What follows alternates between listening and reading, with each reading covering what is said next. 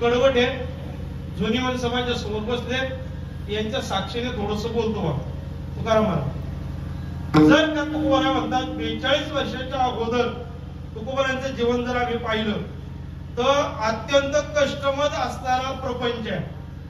संसारात कष्ट आहे. कष्ट केल्यानंतर मिळालेलं वैभव सुद्धा आहे आणि वैभव सोडून दिल्यानंतर विश्वाचा मालक 5 दिवस तिष्ठतोय तुकोबारांकडे. किती? 5 दिवस. तुकोबा म्हणतात वाढ वेळ झाला उभा पांडुरंग. आम्हाला 5 सेकंद अगोदर कळलं ते कळायच्या अगोदर जाईल बा. 5 मिनिटं अगोदर जर कळालं आपल्याला निघायचंय पिशवी भरायची गरज नाही सगळी व्यवस्था आहे तरी आपल्याला निघ होईल असं वाटत नाही बा. ज्याला 2 वेळचं खायला मिळत नाही ते सुद्धा निघणार नाही. आपलं तर खूप चांगलं चाललंय नाही निघणार. 5 दिवस अगोदर जगाच्या मालकाने यावं याकरता तपश्चर्या आहे आणि मग त्याचा निरोप आहे. देवही सरळ येत नाही निरोप आहे. त्याची मागणी आहे.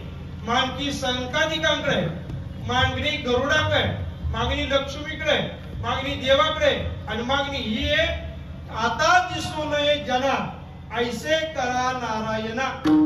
आता मला सांगा मागणं किती अवघड आहे. लोक म्हणतील मागणं खूप सोपं आहे. तुकोबारांचं मागणं काय माहितीये? ज्या देवक्षेत्रामध्ये 42 वर्ष आहे त्या देवक्षेत्रातून आता दिसू नये तेव्हा कुणाला दिसत नाही एवढी इच्छा पूर्ण करा. शोधिताची नाही म्हणून ओळंगितो पाय. का भगवंताच्या चित्ताचं मागणं तुकोबारांचं माहितीये? भगवंताच्या पायात देण्याची जेवढी ताकद आहे तेवढी भगवंताच्या चेहऱ्यामध्ये नाही. चेहऱ्याचं भगवंताच्या वैशिष्ट्य आहे. गेसी या वादेसी. ज्याचा प्रपंच चांगला आहे त्याच्या दारात देव उभा राहिला. ज्याचा प्रपंच चांगला आहे तो दृष्टीने दिसतो चरण कमलाने नाही.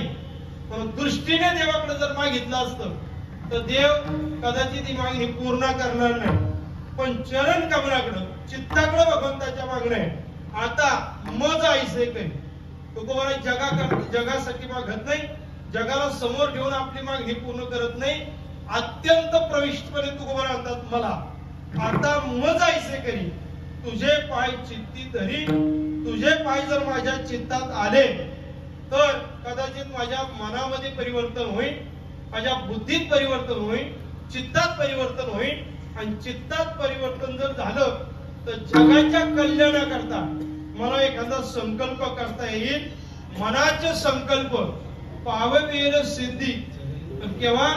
जेव्हा तुझ्या चरणावर माझी बुद्धी राहील तेव्हा. जरी राहे बुद्धी तुझे पायी म्हणून माझ्या बुद्धीने मी भगवंता तुला सद्बुद्धी मागितली.